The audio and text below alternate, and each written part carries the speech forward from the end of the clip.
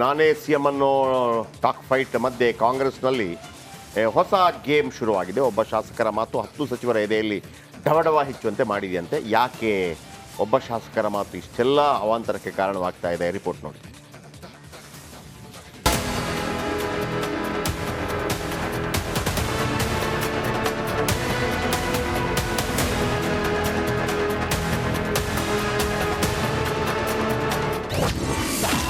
ಏಪ್ರಿಲ್ನಲ್ಲಿ 10 ಸಚಿವರು ಫುಲ್.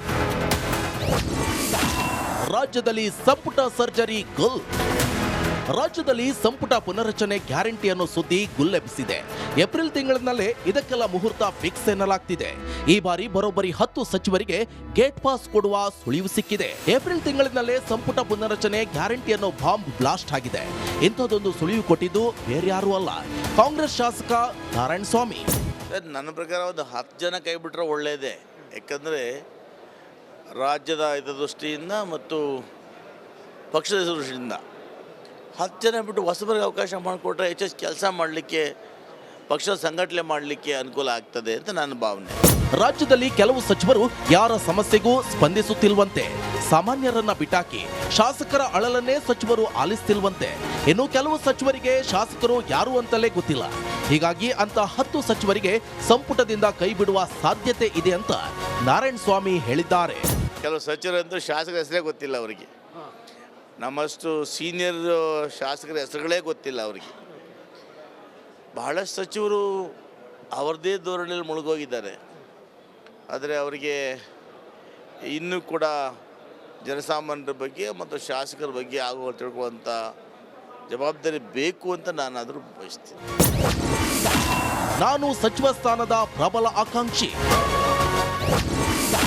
ಶಾಸಕ ಬೇಳೂರು ಗೋಪಾಲಕೃಷ್ಣ ಡಿಮ್ಯಾಂಡ್.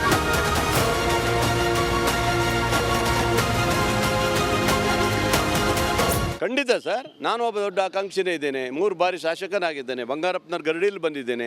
ಇವತ್ತು ನನಗೆ ಒಂದು ಅವಕಾಶ ಕೊಡಿ ಅಂತ ಕೇಳ್ತೀವಿ. ಆದರೆ ಕೊಡೋದು ಬಿಡೋದು ಅವ್ರು ಬಿಟ್ಟಿದ್ದಲ್ಲ. ಈಗ ನಾನು ಆಗ್ತೀನಿ ಅಂತ ನಾನು ಒಬ್ಬನೇ ಹೇಳ್ಕೊಳಕ್ಕೆ ಬರುತ್ತಾ? ನಾನೊಬ್ಬನೇ ಬಿಂಬಿಸ್ಕೊಳಕ್ಕೆ ಬರುತ್ತಾ? ಇದು ಯಾವುದೂ ನಡೆಯಲ್ಲ. ಇದೇನಿದ್ರು ನಮ್ಮ ರಾಜ್ಯದ ನಮ್ಮ ಕೇಂದ್ರ ನಾಯಕರು ಏನು ತೀರ್ಮಾನ ತಗೊಳ್ತಾರೆ ಅದಕ್ಕೆ ನಾವು ಬದ್ಧರಾಗಿದ್ದೀವಿ. ಒಟ್ಟಾರೆ ಕಾಂಗ್ರೆಸ್ ಸರ್ಕಾರದಲ್ಲಿ ಸಿಎಂ ಬದಲಾವಣೆ ಕೂಗು ಒಂದ್ ಕಡೆಯಾದ್ರೆ, ಈಗ ಸಚಿವರ ಬದಲಾವಣೆ ಪಾಲಿಟಿಕ್ಸ್ ಕೂಡ ಶುರುವಾಗಿದೆ. ಇದನ್ನು ಯಾವ ಮಟ್ಟಕ್ಕೆ ಮುಟ್ಟುತ್ತೋ ದೇವರೇ ಬಲ್ಲ. Bureau report, republic Kannada. ಇನ್ನು ನಾನೇ ಸಿಎಂ ಅನ್ನೋ ಟಾಕ್ ಫೈಟ್ ಮಧ್ಯೆ ಕಾಂಗ್ರೆಸ್ನಲ್ಲಿ ಹೊಸ ಗೇಮ್ ಶುರುವಾಗಿದೆ. ಒಬ್ಬ ಶಾಸಕರ ಮಾತು 10 ಸಚಿವರ ಎದೆಯಲ್ಲಿ ಢವಢವ ಹೆಚ್ಚುವಂತೆ ಮಾಡಿದೆಯಂತೆ. ಯಾಕೆ ಒಬ್ಬ ಶಾಸಕರ ಮಾತು ಇಷ್ಟೆಲ್ಲ ಅವಾಂತರಕ್ಕೆ ಕಾರಣವಾಗ್ತಾ ಇದೆ? ರಿಪೋರ್ಟ್ ನೋಡಿ.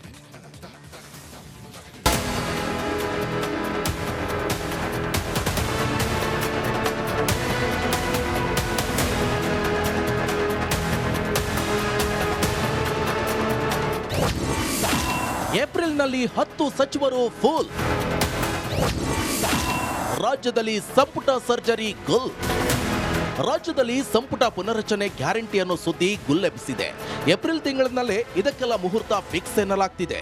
ಈ ಬಾರಿ ಬರೋಬ್ಬರಿ 10 ಸಚಿವರಿಗೆ ಗೇಟ್ ಪಾಸ್ ಕೊಡುವ ಸುಳಿವು ಸಿಕ್ಕಿದೆ. ಏಪ್ರಿಲ್ ತಿಂಗಳಿನಲ್ಲೇ ಸಂಪುಟ ಪುನರಚನೆ ಗ್ಯಾರಂಟಿ ಅನ್ನೋ ಬಾಂಬ್ ಬ್ಲಾಸ್ಟ್ ಆಗಿದೆ. ಇಂಥದ್ದೊಂದು ಸುಳಿವು ಕೊಟ್ಟಿದ್ದು ಬೇರ್ಯಾರೂ ಅಲ್ಲ, ಕಾಂಗ್ರೆಸ್ ಶಾಸಕ ನಾರಾಯಣಸ್ವಾಮಿ. ನನ್ನ ಪ್ರಕಾರ ಒಂದು 10 ಜನ ಕೈ ಬಿಟ್ಟರೆ ಒಳ್ಳೆಯದೇ. ಯಾಕಂದರೆ ರಾಜ್ಯದ ಹಿತದೃಷ್ಟಿಯಿಂದ ಮತ್ತು ಪಕ್ಷದ ದೃಷ್ಟಿಯಿಂದ 10 ಜನ ಬಿಟ್ಟು ಹೊಸಬರಿಗೆ ಅವಕಾಶ ಮಾಡಿಕೊಟ್ರೆ ಹೆಚ್ಚು ಕೆಲಸ ಮಾಡಲಿಕ್ಕೆ, ಪಕ್ಷದ ಸಂಘಟನೆ ಮಾಡಲಿಕ್ಕೆ ಅನುಕೂಲ ಆಗ್ತದೆ ಅಂತ ನನ್ನ ಭಾವನೆ. ರಾಜ್ಯದಲ್ಲಿ ಕೆಲವು ಸಚಿವರು ಯಾರ ಸಮಸ್ಯೆಗೂ ಸ್ಪಂದಿಸುತ್ತಿಲ್ವಂತೆ. ಸಾಮಾನ್ಯರನ್ನ ಬಿಟ್ಟಾಕಿ ಶಾಸಕರ ಅಳಲನ್ನೇ ಸಚಿವರು ಆಲಿಸ್ತಿಲ್ವಂತೆ. ಇನ್ನು ಕೆಲವು ಸಚಿವರಿಗೆ ಶಾಸಕರು ಯಾರು ಅಂತಲೇ ಗೊತ್ತಿಲ್ಲ. ಹೀಗಾಗಿ ಅಂತ 10 ಸಚಿವರಿಗೆ ಸಂಪುಟದಿಂದ ಕೈ ಬಿಡುವ ಸಾಧ್ಯತೆ ಇದೆ ಅಂತ ನಾರಾಯಣಸ್ವಾಮಿ ಹೇಳಿದ್ದಾರೆ. ಕೆಲವು ಸಚಿವರಂತೂ ಶಾಸಕರ ಹೆಸರೇ ಗೊತ್ತಿಲ್ಲ ಅವರಿಗೆ. ನಮ್ಮಷ್ಟು ಸೀನಿಯರ್ ಶಾಸಕರ ಹೆಸರುಗಳೇ ಗೊತ್ತಿಲ್ಲ ಅವರಿಗೆ. ಬಹಳಷ್ಟು ಸಚಿವರು ಅವರದೇ ಧೋರಣೆಯಲ್ಲಿ ಮುಳುಗೋಗಿದ್ದಾರೆ. ಆದರೆ ಅವರಿಗೆ ಇನ್ನೂ ಕೂಡ ಜನಸಾಮಾನ್ಯರ ಬಗ್ಗೆ ಮತ್ತು ಶಾಸಕರ ಬಗ್ಗೆ ಆಗುವ ತಿಳ್ಕೊಳ್ಳುವಂಥ ಜವಾಬ್ದಾರಿ ಬೇಕು ಅಂತ ನಾನಾದರೂ ಬಯಸ್ತೀನಿ. ನಾನು ಸಚಿವ ಸ್ಥಾನದ ಪ್ರಬಲ ಆಕಾಂಕ್ಷಿ. ಶಾಸಕ ಬೇಳೂರು ಗೋಪಾಲಕೃಷ್ಣ ಡಿಮ್ಯಾಂಡ್.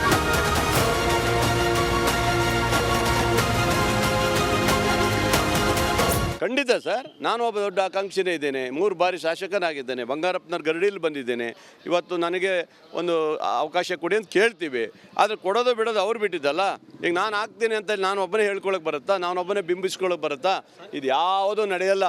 ಇದೇನಿದ್ರು ನಮ್ಮ ರಾಜ್ಯದ ನಮ್ಮ ಕೇಂದ್ರ ನಾಯಕರು ಏನು ತೀರ್ಮಾನ ತಗೊಳ್ತಾರೆ ಅದಕ್ಕೆ ನಾವು ಬದ್ಧರಾಗಿದ್ದೀವಿ. ಒಟ್ಟಾರೆ ಕಾಂಗ್ರೆಸ್ ಸರ್ಕಾರದಲ್ಲಿ ಸಿಎಂ ಬದಲಾವಣೆ ಕೂಗು ಒಂದ್ ಕಡೆಯಾದ್ರೆ ಈಗ ಸಚಿವರ ಬದಲಾವಣೆ ಪಾಲಿಟಿಕ್ಸ್ ಕೂಡ ಶುರುವಾಗಿದೆ. ಇದನ್ನು ಯಾವ ಮಟ್ಟಕ್ಕೆ ಮುಟ್ಟುತ್ತೋ ದೇವರೇ ಬಲ್ಲ.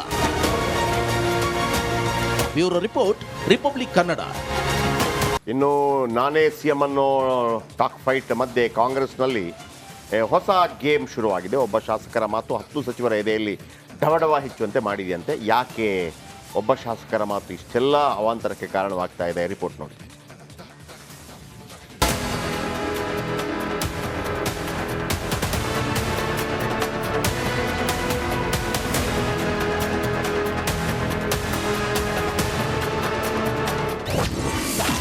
ಏಪ್ರಿಲ್ನಲ್ಲಿ 10 ಸಚಿವರು ಫುಲ್. ರಾಜ್ಯದಲ್ಲಿ ಸಂಪುಟ ಸರ್ಜರಿ ಗುಲ್. ರಾಜ್ಯದಲ್ಲಿ ಸಂಪುಟ ಪುನರಚನೆ ಗ್ಯಾರಂಟಿ ಅನ್ನೋ ಸುದ್ದಿ ಗುಲ್ಲೆಬ್ಬಿಸಿದೆ. ಏಪ್ರಿಲ್ ತಿಂಗಳಿನಲ್ಲೇ ಇದಕ್ಕೆಲ್ಲ ಮುಹೂರ್ತ ಫಿಕ್ಸ್ ಎನ್ನಲಾಗ್ತಿದೆ. ಈ ಬಾರಿ ಬರೋಬ್ಬರಿ 10 ಸಚಿವರಿಗೆ ಗೇಟ್ ಪಾಸ್ ಕೊಡುವ ಸುಳಿವು ಸಿಕ್ಕಿದೆ. ಏಪ್ರಿಲ್ ತಿಂಗಳಿನಲ್ಲೇ ಸಂಪುಟ ಪುನರಚನೆ ಗ್ಯಾರಂಟಿ ಅನ್ನೋ ಬಾಂಬ್ ಬ್ಲಾಸ್ಟ್ ಆಗಿದೆ. ಇಂಥದ್ದೊಂದು ಸುಳಿವು ಕೊಟ್ಟಿದ್ದು ಬೇರ್ಯಾರೂ ಅಲ್ಲ, ಕಾಂಗ್ರೆಸ್ ಶಾಸಕ ನಾರಾಯಣ ಸ್ವಾಮಿ. ನನ್ನ ಪ್ರಕಾರ ಒಂದು 10 ಜನ ಕೈ ಬಿಟ್ಟರೆ ಒಳ್ಳೆಯದೇ. ಯಾಕಂದರೆ ರಾಜ್ಯದ ಹಿತದೃಷ್ಟಿಯಿಂದ ಮತ್ತು ಪಕ್ಷದ ದೃಷ್ಟಿಯಿಂದ 10 ಜನ ಬಿಟ್ಟು ಹೊಸಬರಿಗೆ ಅವಕಾಶ ಮಾಡಿಕೊಟ್ರೆ ಹೆಚ್ಚು ಕೆಲಸ ಮಾಡಲಿಕ್ಕೆ, ಪಕ್ಷದ ಸಂಘಟನೆ ಮಾಡಲಿಕ್ಕೆ ಅನುಕೂಲ ಆಗ್ತದೆ ಅಂತ ನನ್ನ ಭಾವನೆ. ರಾಜ್ಯದಲ್ಲಿ ಕೆಲವು ಸಚಿವರು ಯಾರ ಸಮಸ್ಯೆಗೂ ಸ್ಪಂದಿಸುತ್ತಿಲ್ವಂತೆ. ಸಾಮಾನ್ಯರನ್ನ ಬಿಟ್ಟಾಕಿ ಶಾಸಕರ ಅಳಲನ್ನೇ ಸಚಿವರು ಆಲಿಸ್ತಿಲ್ವಂತೆ. ಇನ್ನು ಕೆಲವು ಸಚಿವರಿಗೆ ಶಾಸಕರು ಯಾರು ಅಂತಲೇ ಗೊತ್ತಿಲ್ಲ. ಹೀಗಾಗಿ ಅಂತ 10 ಸಚಿವರಿಗೆ ಸಂಪುಟದಿಂದ ಕೈ ಬಿಡುವ ಸಾಧ್ಯತೆ ಇದೆ ಅಂತ ನಾರಾಯಣ ಸ್ವಾಮಿ ಹೇಳಿದ್ದಾರೆ. ಕೆಲವು ಸಚಿವರಂತೂ ಶಾಸಕರ ಹೆಸರೇ ಗೊತ್ತಿಲ್ಲ ಅವರಿಗೆ. ನಮ್ಮಷ್ಟು ಸೀನಿಯರ್ ಶಾಸಕರ ಹೆಸರುಗಳೇ ಗೊತ್ತಿಲ್ಲ ಅವರಿಗೆ. ಬಹಳಷ್ಟು ಸಚಿವರು ಅವರದೇ ಧೋರಣೆಯಲ್ಲಿ ಮುಳುಗೋಗಿದ್ದಾರೆ. ಆದರೆ ಅವರಿಗೆ ಇನ್ನೂ ಕೂಡ ಜನಸಾಮಾನ್ಯರ ಬಗ್ಗೆ ಮತ್ತು ಶಾಸಕರ ಬಗ್ಗೆ ಆಗುವ ತಿಳ್ಕೊಳ್ಳುವಂಥ ಜವಾಬ್ದಾರಿ ಬೇಕು ಅಂತ ನಾನಾದರೂ ಬಯಸ್ತೀನಿ. ನಾನು ಸಚಿವ ಸ್ಥಾನದ ಪ್ರಬಲ ಆಕಾಂಕ್ಷಿ. ಶಾಸಕ ಬೇಳೂರು ಗೋಪಾಲಕೃಷ್ಣ ಡಿಮ್ಯಾಂಡ್.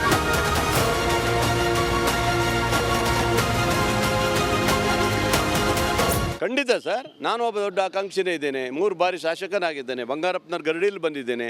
ಇವತ್ತು ನನಗೆ ಒಂದು ಅವಕಾಶ ಕೊಡಿ ಅಂತ ಕೇಳ್ತೀವಿ. ಆದರೆ ಕೊಡೋದು ಬಿಡೋದು ಅವ್ರು ಬಿಟ್ಟಿದ್ದಲ್ಲ. ಈಗ ನಾನು ಆಗ್ತೀನಿ ಅಂತ ನಾನು ಒಬ್ಬನೇ ಹೇಳ್ಕೊಳಕ್ಕೆ ಬರುತ್ತಾ? ನಾನೊಬ್ಬನೇ ಬಿಂಬಿಸ್ಕೊಳಕ್ಕೆ ಬರುತ್ತಾ? ಇದು ಯಾವುದೂ ನಡೆಯಲ್ಲ. ಇದೇನಿದ್ರು ನಮ್ಮ ರಾಜ್ಯದ ನಮ್ಮ ಕೇಂದ್ರ ನಾಯಕರು ಏನು ತೀರ್ಮಾನ ತಗೊಳ್ತಾರೆ ಅದಕ್ಕೆ ನಾವು ಬದ್ಧರಾಗಿದ್ದೀವಿ. ಒಟ್ಟಾರೆ ಕಾಂಗ್ರೆಸ್ ಸರ್ಕಾರದಲ್ಲಿ ಸಿಎಂ ಬದಲಾವಣೆ ಕೂಗು ಒಂದ್ ಕಡೆಯಾದ್ರೆ ಈಗ ಸಚಿವರ ಬದಲಾವಣೆ ಪಾಲಿಟಿಕ್ಸ್ ಕೂಡ ಶುರುವಾಗಿದೆ. ಇದನ್ನು ಯಾವ ಮಟ್ಟಕ್ಕೆ ಮುಟ್ಟುತ್ತೋ ದೇವರೇ ಬಲ್ಲ. Bureau report, republic Kannada. ಇನ್ನು ನಾನೇ ಸಿಎಂ ಅನ್ನೋ ಟಾಕ್ ಫೈಟ್ ಮಧ್ಯೆ ಕಾಂಗ್ರೆಸ್ನಲ್ಲಿ ಹೊಸ ಗೇಮ್ ಶುರುವಾಗಿದೆ. ಒಬ್ಬ ಶಾಸಕರ ಮಾತು 10 ಸಚಿವರ ಎದೆಯಲ್ಲಿ ಢವಢವ ಹೆಚ್ಚುವಂತೆ ಮಾಡಿದೆಯಂತೆ. ಯಾಕೆ ಒಬ್ಬ ಶಾಸಕರ ಮಾತು ಇಷ್ಟೆಲ್ಲ ಅವಾಂತರಕ್ಕೆ ಕಾರಣವಾಗ್ತಾ ಇದೆ? ರಿಪೋರ್ಟ್ ನೋಡಿ.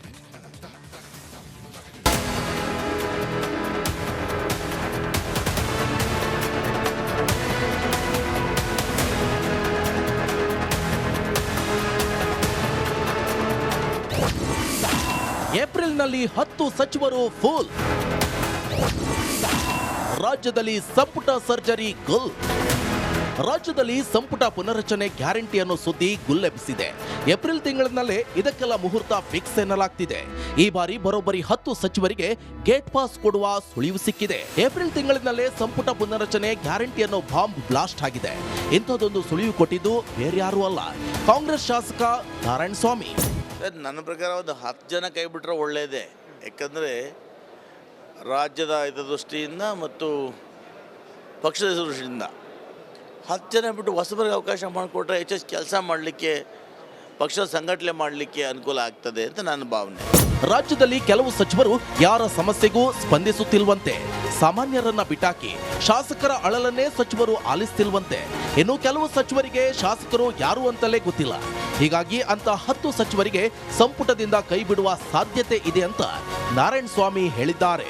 ಕೆಲವು ಸಚಿವರಂತೂ ಶಾಸಕರ ಹೆಸರೇ ಗೊತ್ತಿಲ್ಲ ಅವರಿಗೆ.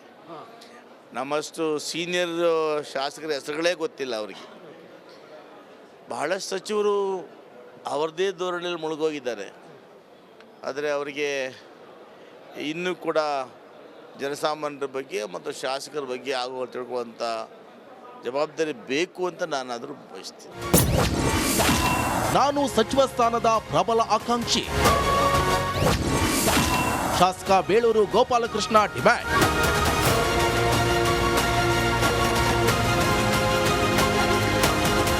ಖಂಡಿತ ಸರ್, ನಾನು ಒಬ್ಬ ದೊಡ್ಡ ಆಕಾಂಕ್ಷಿನೇ ಇದ್ದೇನೆ. 3 ಬಾರಿ ಶಾಸಕನಾಗಿದ್ದೇನೆ. ಬಂಗಾರಪ್ಪನವ್ರ ಗರಡಿಯಲ್ಲಿ ಬಂದಿದ್ದೇನೆ. ಇವತ್ತು ನನಗೆ ಒಂದು ಅವಕಾಶ ಕೊಡಿ ಅಂತ ಕೇಳ್ತೀವಿ. ಆದರೆ ಕೊಡೋದು ಬಿಡೋದು ಅವ್ರು ಬಿಟ್ಟಿದ್ದಲ್ಲ. ಈಗ ನಾನು ಆಗ್ತೀನಿ ಅಂತ ನಾನು ಒಬ್ಬನೇ ಹೇಳ್ಕೊಳಕ್ಕೆ ಬರುತ್ತಾ? ನಾನೊಬ್ಬನೇ ಬಿಂಬಿಸ್ಕೊಳಕ್ಕೆ ಬರುತ್ತಾ? ಇದು ಯಾವುದೂ ನಡೆಯಲ್ಲ. ಇದೇನಿದ್ರು ನಮ್ಮ ರಾಜ್ಯದ ನಮ್ಮ ಕೇಂದ್ರ ನಾಯಕರು ಏನು ತೀರ್ಮಾನ ತಗೊಳ್ತಾರೆ ಅದಕ್ಕೆ ನಾವು ಬದ್ಧರಾಗಿದ್ದೀವಿ. ಒಟ್ಟಾರೆ ಕಾಂಗ್ರೆಸ್ ಸರ್ಕಾರದಲ್ಲಿ ಸಿಎಂ ಬದಲಾವಣೆ ಕೂಗು ಒಂದ್ ಕಡೆಯಾದ್ರೆ ಈಗ ಸಚಿವರ ಬದಲಾವಣೆ ಪಾಲಿಟಿಕ್ಸ್ ಕೂಡ ಶುರುವಾಗಿದೆ. ಇದಿನ್ನು ಯಾವ ಮಟ್ಟಕ್ಕೆ ಮುಟ್ಟುತ್ತೋ ದೇವರೇ ಬಲ್ಲ. Bureau report, republic Kannada.